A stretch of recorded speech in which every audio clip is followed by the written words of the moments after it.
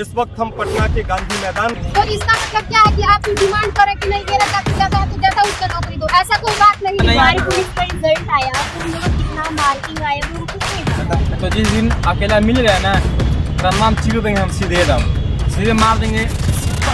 हाँ लालू जी के सरकार से लड़कियों को देखा जाए तो बहुत कुछ मिला, ऐसा कोई बात नहीं है। इस वक्त हम पटना के गांधी मैदान में हैं और हमारे साथ बिहार के बहुत सारे युवा खड़े हैं। ये वही युवा हैं जिन्होंने बीपीएससी की लड़ाई लड़ी थी अपनी नौकरी के लिए, अपने हक के लिए, रोजगार के लिए। ये वही युवा हैं जो बिहार में अवसरों की तलाश में कभी बिहार से बाहर चले जाएंगे। ये वही युवा हैं जिन्होंने जंगल राज तो नहीं देखा लेकिन जंगल राज की कहानियों को सुनते सुनते बड़े हुए हैं। और ये वही युवा हैं जो अब नीतीश जी की ऊटपटांग हरकतों पर कभी हंसते हैं कभी सिर पीट लेते हैं। बिहार पब्लिक सर्विस कमीशन ने जो नौकरियों के लिए वो एग्जाम कराते हैं उसको लेके बड़ी लंबी लड़ाई आप लोगों ने लड़ी है, बहुत लड़े और उसका निष्कर्ष क्या निकला? कुछ नहीं निकला, बाबा जी के ठुल्लू निकला। हम बोलते हैं कि वोट चोर, मोदी चोर, आयोग चोर, CSBC का आयोग चोर। आपका स्वागत है। CSBC का जो आयोग चोर जो प्रदीप बन के आते हैं, लाइव आते हैं ना, तो समझ जाइए। तो जिस दिन अकेला मिल गया ना तो तमाम चीज़ देंगे हम सीधे एकदम सीधे मार देंगे। हाँ तो हम लोग 18 बहुत खतरनाक आदमी। हाँ खतरनाक है ये। क्या शुभ नाम है आपका? हाँ मेरा नाम राहुल सिंह यादव है। आप अपनी सरकार से, नीतीश सरकार से कोई एक अपनी मांग बताइए कि जो आप चाहते हैं कि सरकार को तुरंत कर देना चाहिए। सबसे पहले तो नीतीश सरकार से ये मैं बोलना चाहती हूँ कि कोई भी अधिकारी हो, ठीक है, कोई भी वो हम लोगों के लिए फंक्शन चाहे कोई भी योजना चला रहे हैं, सबसे पहले उनका जो अधिकारी है, मान लीजिए कोई पैसा के लिए ही होता है, होम लोन जो हम लोग को मिलता है ना, जो गरीब के लिए जो भी घर निवास जो भी होता क्या है कि वहाँ से 2.5 लाख का डिमांड हो जाता है, ठीक है, लेकिन वहाँ से करते हम लोगों के पास कितना आता है?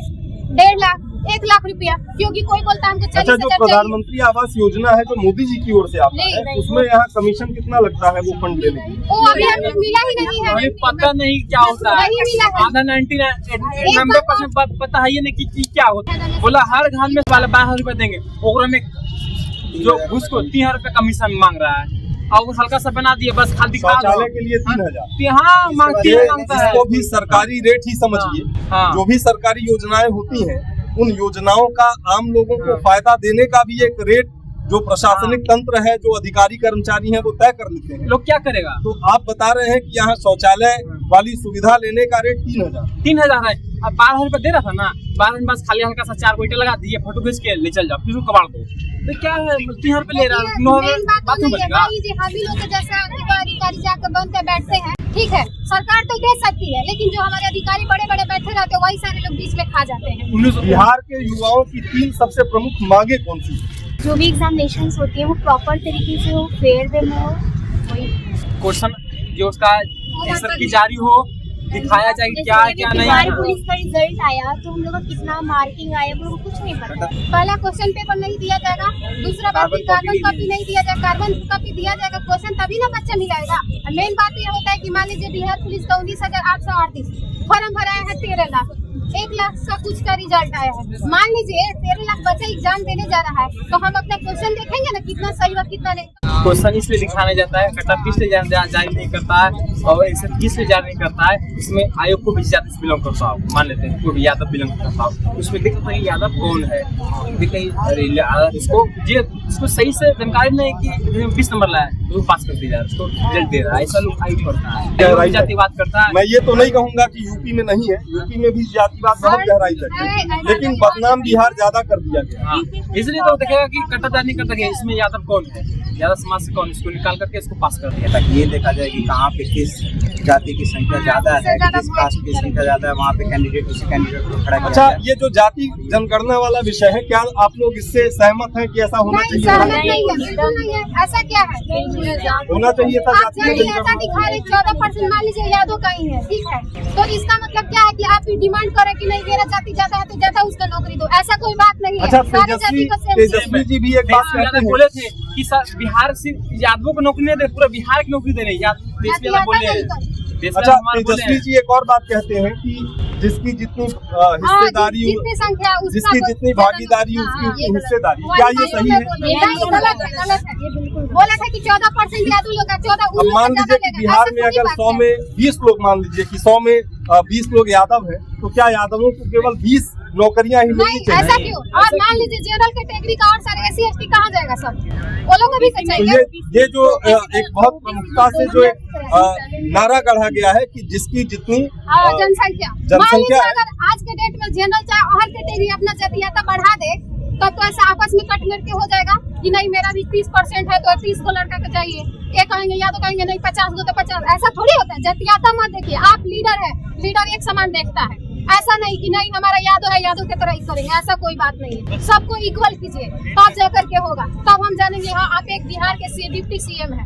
कुल मिला के बिहार का जो युवा है वो इस जातीय जनगणना वाले खेल से सहमत नहीं है। नहीं, बिल्कुल नहीं है, बिल्कुल नहीं है, बिल्कुल नहीं है।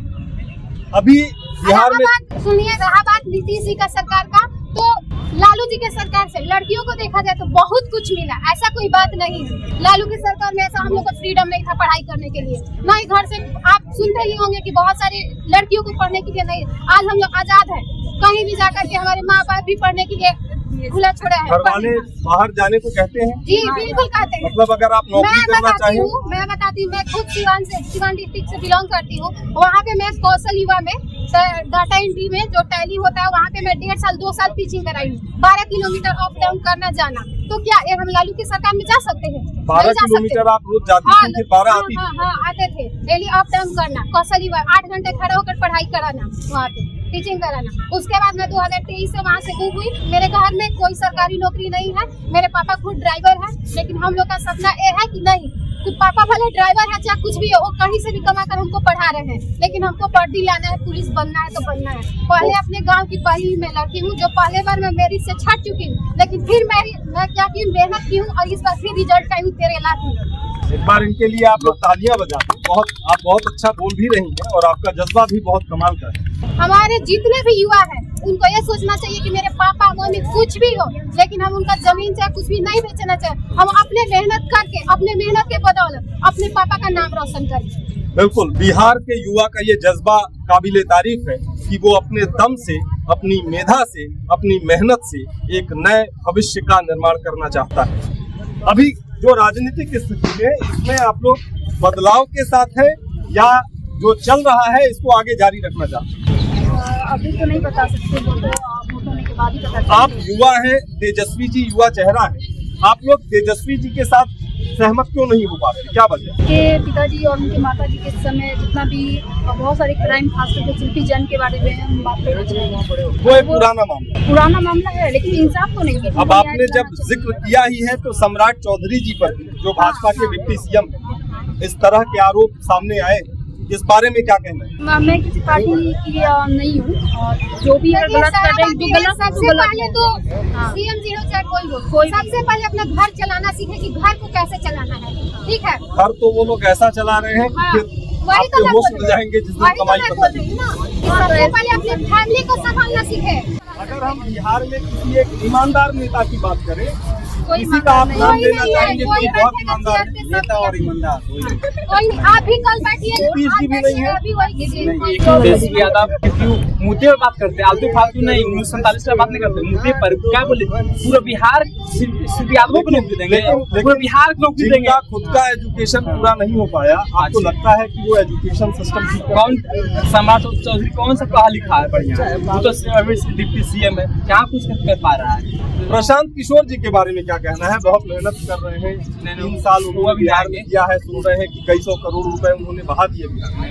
नहीं आएगा अभी, नहीं, उसका नीयत खराब हो गया। जो राजा जिसने एक पार्टी की फाउंडेशन रखा, वही खुद कह रहा है कि मैं CM का वो मतलब चेहरा नहीं हूँ, कोई और चेहरा होगा इस पार्टी का।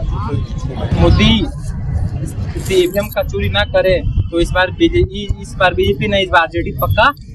अच्छा, EVM चोरी वाले नैरेटिव पे भरोसा है? भरोसा है, बिल्कुल भरोसा। तो ये जो RJD की चोरी आती है वो कैसे आती है? वो हमारा फल भी देता है। कौन की राहुल गांधी बोले भाई सब कुछ प्रूफ दिखा रहे हैं, सब 90,000 पूरा फ्रॉड दिखाए हैं। लेकिन चुनाव आयोग ने कई बार बुलाया, ओपन चैलेंज किया भैया कि आप आइए और करके दिखाइए कि कैसे ये नहीं बोला, ये नहीं बोला, बोला कई बार बोला, देखिए ऑन रिकॉर्ड।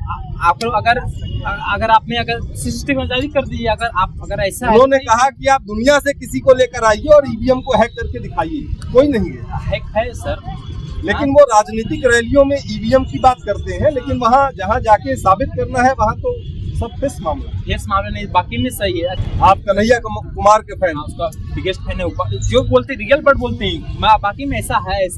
ये बिहार के युवा थे हमारे साथ। बिहार की सियासत पे, युवाओं के भविष्य पे, भ्रष्टाचार पे, नौकरियों पे, महिला सुरक्षा पे और आने वाली सरकार पर इन्होंने अपने विचार व्यक्त किए हैं। बिहार में आने वाला वक्त कैसा होगा, किसकी सरकार होगी, किसका भविष्य आगे जाएगा, कौन पीछे आ जाएगा, सम्राट चौधरी का क्या होगा, प्रशांत किशोर का क्या होगा, नीतीश कुमार का क्या होगा, ये आने वाला वक्त बताएगा। फिलहाल आज के लिए इस चर्चा को यहीं समाप्त करें। जय हिंद।